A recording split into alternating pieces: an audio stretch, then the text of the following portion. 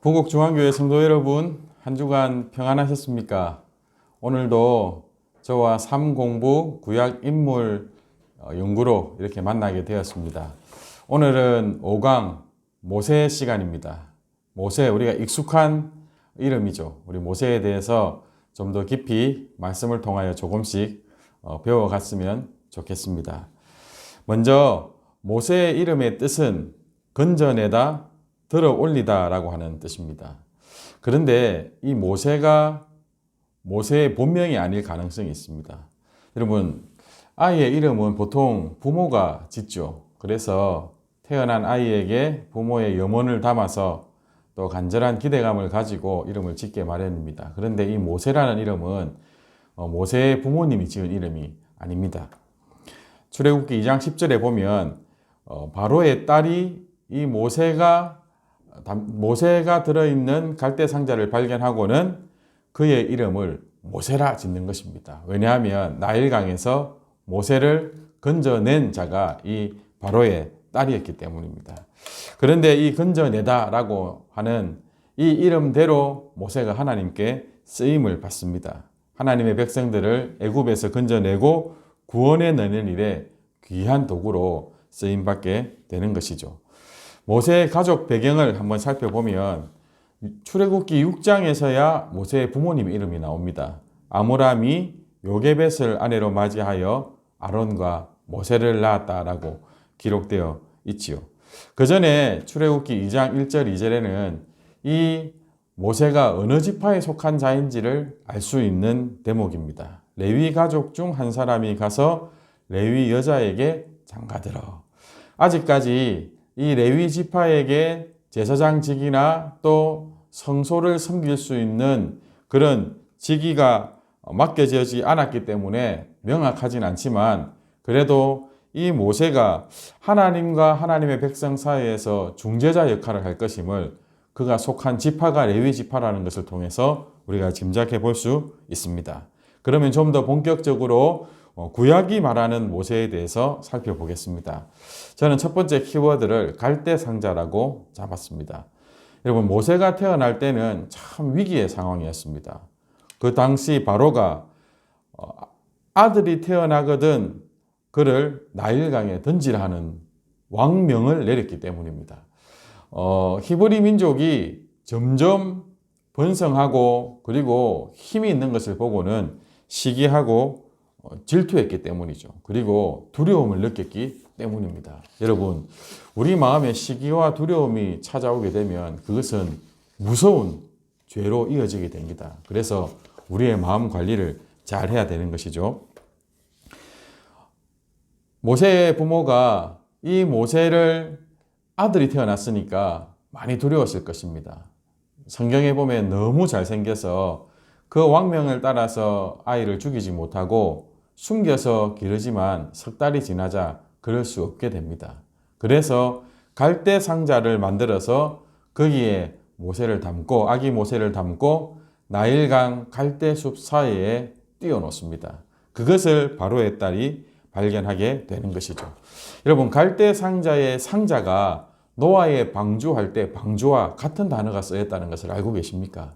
참 의미심장한 내용이죠. 갈대 상자가 1차적으로 모세를 구원하는 방주의 역할을 했고, 그리고 이 모세가 하나님의 손에 붙들려 이스라엘 백성들을 구원하는 일에 쓰임받게 되는 것입니다.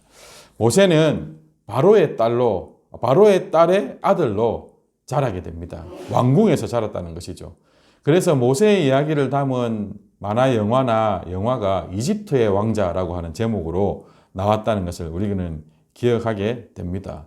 우와, 왕자라면 얼마나 좋았겠노? 이런 생각이 드십니까? 근데 두고 보십시오. 뒤에 가면 이 모세의 믿음이 이 이집트의 왕자로 살아가는 것을 기뻐하지 않았다는 것을 우리는 알 수가 있습니다. 바로의 딸은 이 모세를 자신의 아들로 삼고 대신에 아이를 낳은 적이 없는 이 공주는 그 히브리 사람 중에서 유모를 구하여 모세에게 젖을 먹이도록 했는데 그 유모가 바로 모세를 낳은 어머니 요게벳이었다라고 하는 것입니다. 모세는 앞서 말씀드렸다시피 애굽의 왕궁에서 바로 공주의 아들로 자랐지만 그는 자신이 히브리인이라는 것을 기억하고 있었습니다. 장성한 모세가 애굽 사람이 히브리 사람을 곧 자기 형제를 치는 것을 보고 분하여 그 애굽 사람을 죽여버리게 되는 일이 있습니다. 또 제가 여기서 밝히지 않았지만 히브리 사람들이 서로 싸우는 장면을 보고 그것을 말리다가 자신이 애굽 사람을 죽였다는 사실을 알고 있다는 것을 발견하고는 두려워서 광야로 도망하게 되는 것이죠. 여러분, 왜 모세가 히브리 사람들의 싸움에 이렇게 나섰다가 어려움을 당할까요? 모세는 자신이 히브리인이라는 것을 비록 애굽의 왕궁에서 최고의 대우를 받으며 살고 있지만 잊지 않았다는 것입니다. 어떻게 이것이 가능할까요? 여러분, 그 비밀은 바로 모세의 유모가 되어서 모세에게 젖을 먹이는 그 요게벳의 신앙교육에 있습니다. 여러분, 그 아기 모세에게 젖을 먹이면서 애굽에서 애굽 사람으로 살아갈 수밖에 없는 모세에게 끊임없이 너는 히브리 사람이야. 너는 하나님의 택한 백성이야. 우리는 애굽에 동화되어서 살면 안 돼. 우리는 하나님을 섬기며 살아야 돼. 여러분, 이 신앙교육이 위대한 하나님의 손이 되어서 이스라엘 백성을 해내는 일에 쓰임받는 민족의 지도자를 만들어내게 되었다라고 하는 것입니다. 여러분, 히브리서에 보면 바로의 공주의 아들이라 칭함받기를 거절하고 하나님의 백성과 함께 고난받기를 더 좋아하고 하나님께서 상 주시는 이심을 믿었다라고 하는 것을 모세의 귀한 믿음으로 인정하여 기록해 놓고 있습니다. 여러분, 이런 믿음의 사람으로 만들어내는 일이 바로 부모의, 특별히 아이에게 젖을 먹이는 어머니였던 요게벳의 신앙교육 때문이었다라고 하는 것입니다. 여러분, 지금이라도 늦지 않았습니다. 우리 교회에서 가정예배를 드릴 것을 권장하며 시행하고 있는데 여러분, 가정예배를 통해서 신앙교육을 시키십시오. 그리고 무엇보다도 부모의 신앙의 본은 자녀들에게 귀한 믿음의 일꾼으로 자라게 하는 일에 꼭 필요한 요소입니다. 하나님께서는 그 신앙교육을 통하여 우리의 자녀들을 복음의 일꾼으로 사용해 주실 것입니다. 여러분, 만일 모세에 대한 이 요게벳의 신앙 전sun가 없었다면 모세는 이스라엘 민족의 구원자로 쓰임받는 것이 아니라 아마 애굽의 위대한 왕의 이름으로 남았을 것입니다. 하나님의 영광을 드러내는 것이 아니라 애굽을 빛낸 사람이 되었을 것입니다. 다시 한 번 더 우리 자녀들에게 신앙을 전수하는 일에 우리가 사명감을 가지고 결단하게 되시기를 간절히 소망합니다. 또 구약 성경은 이 모세의 생애를 40년으로 정리합니다. 세 가지 40년이 있는데요. 첫 번째는 바로의 왕궁에서 40년을 최고의 학문을 공부하며 보내게 되고 그 다음 40년은 미디안 광야에서 혹독한 연단의 시간을 갖습니다. 그리고 하나님의 부르심을 따라서 출애굽하여 가나안 땅까지 인도하는 지도자로서 또 40년을 보내게 됩니다. 미디안 광야에서 40년을 시작하고 이제 출애굽하는 일에 쓰임받는 결정적인 계기가 된 사건이 하나님의 임재를 경험한 사건인데요. 하나님이 불타는 떨기나무로 만나주셨습니다. 3장 7절에 보면 그때 하나님께서 모세에게 사명을 주시고 모세를 부르신 이유를 밝혀주시는데 그때 애굽에 있는 내 백성의 고통을 분명히 보고 그들의 부르짖음을 듣고 그 근심을 알고 이제 내가 내려가서 그들을 애굽인의 손에서 건져내어 하나님의 약속한 땅으로 보내겠다라고 말씀하시는데 그 일을 모세 보고 하라는 것입니다. 이제 가라. 내 백성 이스라엘 자손을 애굽에서 인도하여 내게 하리라.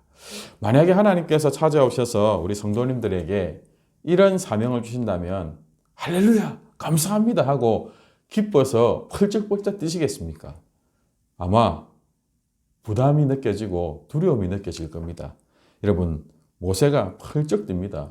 내가 뭐라고, 내가 어떻게 애굽에서 백성들을 이끌어내겠느냐라고 하는 것이죠. 그러나 여러분, 하나님께서 시키시면 거절할 수 없습니다.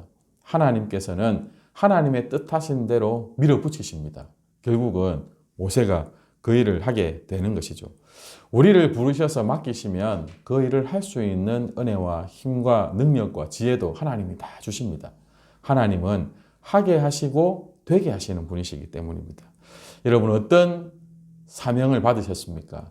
지금 무슨 사역을 하고 계시고 어떤 직분 받고 계십니까? 여러분 걱정하지 마십시오. 하나님께는 당신이 최고 적임자라는 것입니다. 반드시 그 일을 믿음 가운데 온전히 이루도록 도와주실 것입니다. 여러분 할 수 없습니다. 못하겠습니다. 라고 하는 그 모세에게 주신 이름이 바로 여호와라고 하는 이름입니다. 출애굽기 3장 14절에 보면 내가 이스라엘 백성들에게 하나님에 대하여 누구라고 말씀드려야 되겠습니까? 라고 하자 나는 스스로 있는 자니라 스스로 있는 자가 나를 너희에게 보내셨다라고 말하라 라고 이 스스로 있는 자라고 하는 이 말이 이 뜻을 가진 단어가 바로 여호와, 야훼라고 하는 단어입니다. 여러분 하나님은 우리 인생과 정확히 구분되시는 하나님이시라는 것을 이 이름을 통해서 가르쳐 주시는 것입니다.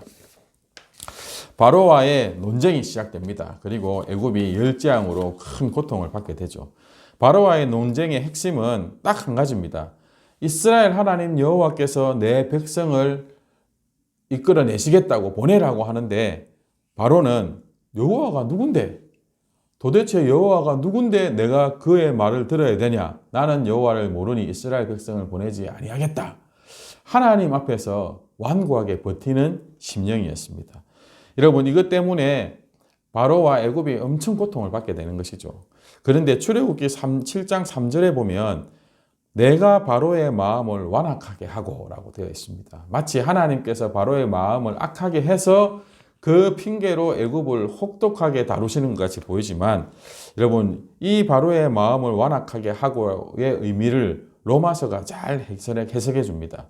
여러분 세 번에 걸쳐서 로마서가 증거하고 있는 것이 무엇이냐면 우리의 악한 마음을 정욕대로 내버려 두면 또 26절에 부끄러운 욕심대로 내버려 두면 상실한 마음대로 내버려 두면 우리는 그냥 그 악한 일을 하고 살아갈 수밖에 없다는 것입니다.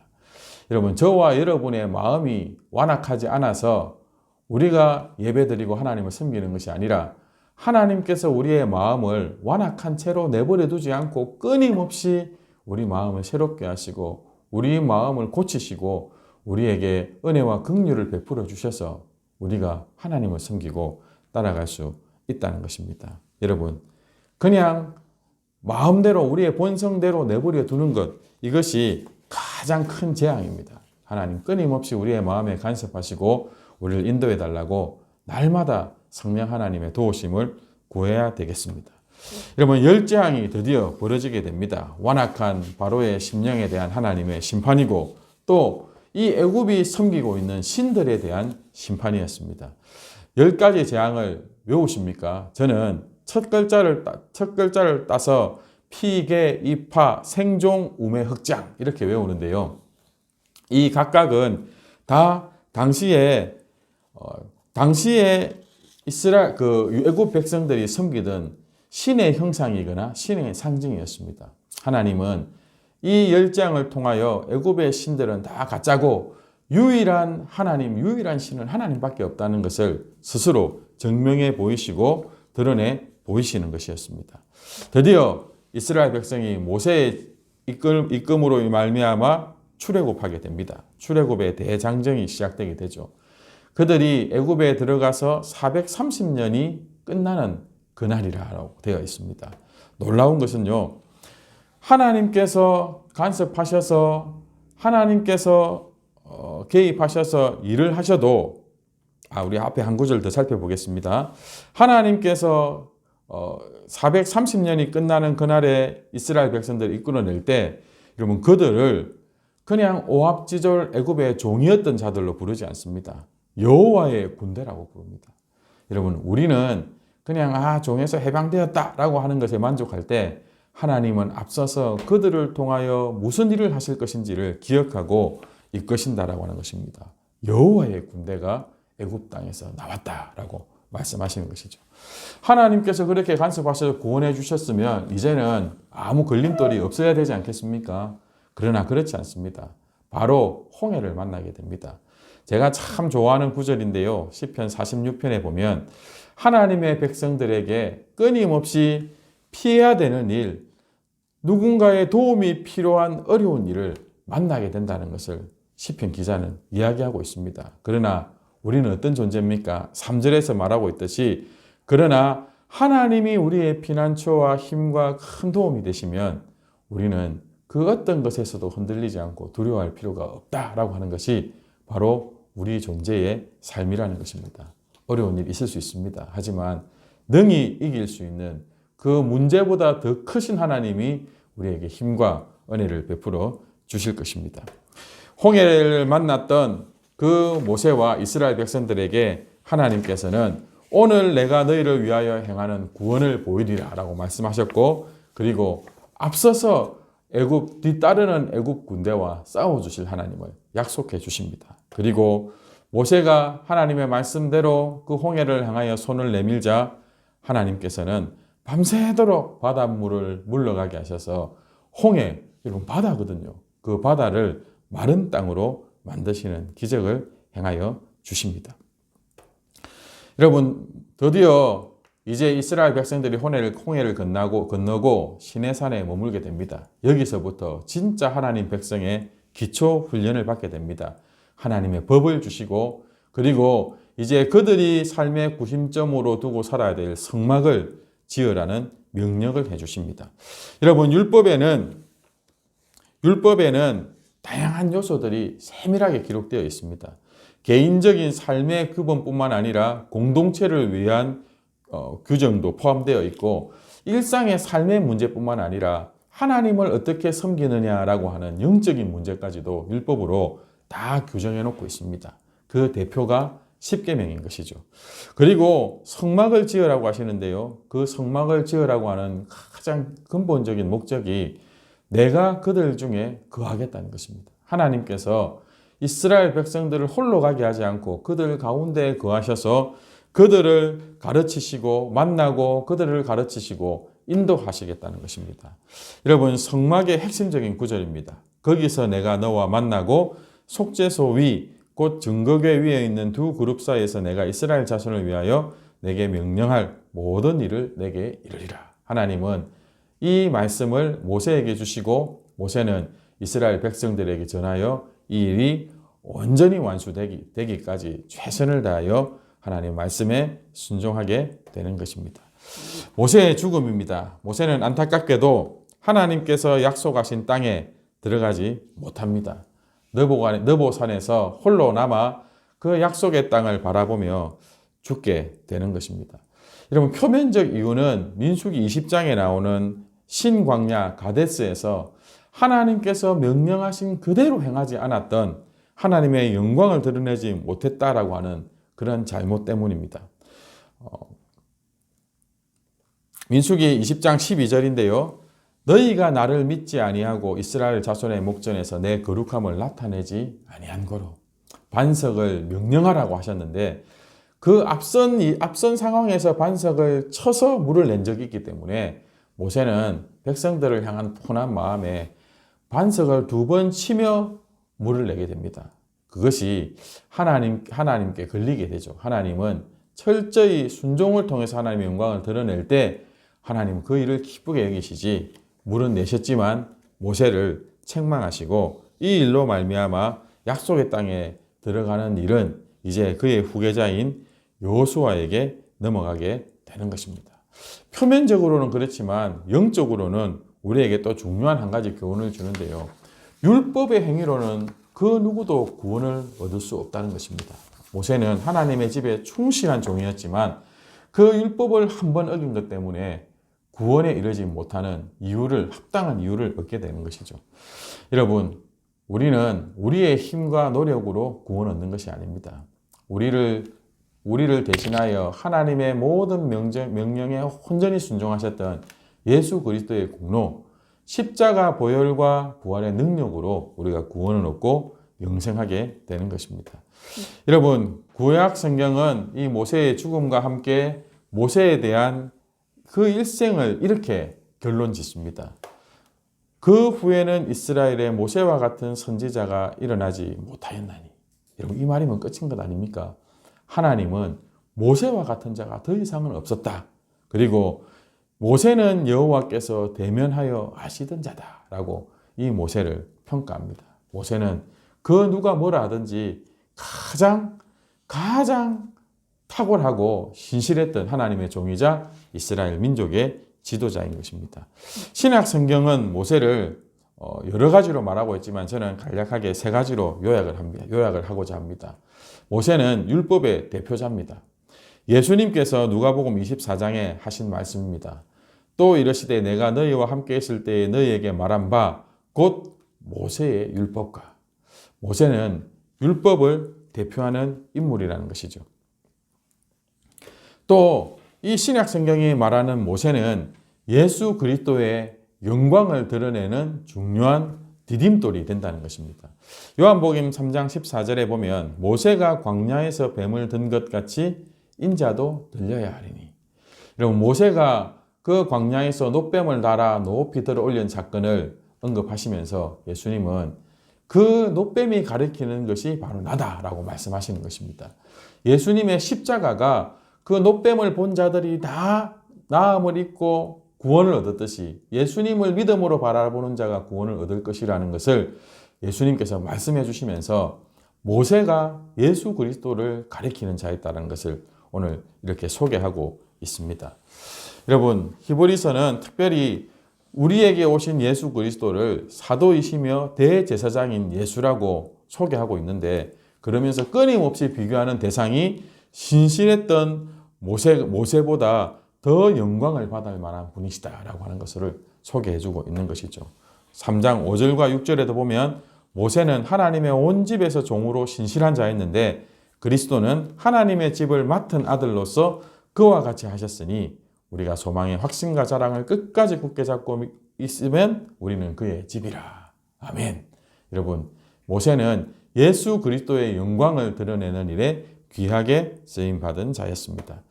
모세의 일생을 통한 교훈을 한번 살펴보려고 합니다. 이제 마무리를 짓는데요. 여러분, 모세의 일생을 통해서 하나님 우리에게 중요한 교훈을 주시는데 듣고 보고 아시는 하나님이십니다. 여러분, 모세라는 인물을 하나님께서 왜 불러 세우셨을까요? 이스라엘의 고통을 듣고 보고 알고 계셨기 때문입니다. 출애굽기 2장 24절에 하나님이 그들의 고통 소리를 들으시고 그의 언약을 기억하사 하나님이 그들을 기억하셨더라 라고 말씀으로 이 모세를 부르신 이유를 소개하고 있습니다. 또 모세에게 분명히 사명을 주실 때 이렇게 말씀하십니다. 내 백성의 고통을 분명히 보고 듣고 알기에 건져내고 인도하여 데려가려 하노라. 그 일을 네가 가서 하라는 것이죠. 여러분, 하나님은 다 보고 듣고 알고 계십니다. 또 모세의 일생을 통한 교훈은 하나님의 때가 있다라고 하는 것입니다. 앞서서 모세의 일생을 40년씩 세 단계에 걸쳐서 나누어서 소개하고 있는 것을 우리가 확인했는데요. 사도행전 7장 23절에 보니 나이가 40이 되매 그 형제 이스라엘 자손을 돌볼 생각이 나더니 하나님께서 사건을 일으켜서 모세를 이제 하나님의 일을 하기 위한 자로 부르시는 것이죠. 애굽의 왕궁에 머물러 있는 왕자가 아니라. 사도행전 7장 30절에 보면 40년이 참에 천사가 시내 산 광야 가시나무 뜰기 불꽃 가운데서 그에게 보이거늘. 하나님은 그 연단의 때가 찼을 때 일하시는 분이라는 것입니다. 이 기간 동안에 아마 이스라엘 백성들은 애굽에서 고통을 많이 받았을 것입니다. 하지만 하나님은 즉흥적으로 일하시는 것이 아니라 하나님의 뜻을 위하여 철저히 때를 정하고 가장 정확한 때에 일하신다는 것입니다. 우리가 하나님의 전지전능하심을 믿죠. 그렇다면 하나님께서 일하실 가장 좋은 때도 알고 계시고 가장 정확한 때에 우리를 위하여 하나님의 구원의 일을 성취하신다는 것을 우리는 믿어야 됩니다. 그것이 우리의 믿음입니다. 마지막으로 모세의 일생을 통하여 우리에게 주시는 교훈은 오직 주의 영광을 위하여입니다. 모세를 부르신 목적이 내가 너를 세웠음은 나의 능력을 네게 보이고 내 이름이 온 천하에 전파되게 하려 하였습니다. 모세를 세운 목적이 하나님의 영광을 위해서입니다. 또 민수기 20장 12절에 모세가 실패해서 하나님의 약속한 땅에 들어가지 못한 이유도 하나님의 영광을 온전히 드러내지 못했기 때문이라고 우리 앞서서 살펴보았습니다. 여러분, 저와 여러분을 택하여 부르시고 성도로 복된 자로 살게 하신 이유가 뭘까요? 주의 영광을 위해서라는 것입니다. 데살로니가 후서 2장 14절 이를 위하여 우리의 복음으로 너희를 부르사 우리 주 예수 그리스도의 영광을 얻게 하려 하심이니라. 우리가 주의 영광을 얻고 우리를 통해서 주님께서 영광을 받으시는 것입니다. 고린도전서 10장 31절입니다. 그런즉 너희가 먹든지 마시든지 무엇을 하든지 다 하나님의 영광을 위하여 하라. 아멘. 우리의 마지막 모든 사명, 우리의 삶의 목적, 그리고 우리가 반드시 이루어 드려야 될 열매는 하나님의 영광을 세상 가운데 드러내는 일입니다. 여기까지 따라와 주셔서 감사합니다. 또 삶 공부 적극 참여해 주시고 과제를 성실하게 또 훌륭하게 제출해 주셔서 감사합니다. 이 모든 것이 저희들에게 큰 힘이 됩니다. 한 주간 또 열심히 주의 말씀으로 주님과 동행하시고 우리 다음 주에 여호수아로 만나 뵙게 되기를 바랍니다. 한 주간 평안하십시오. 감사합니다.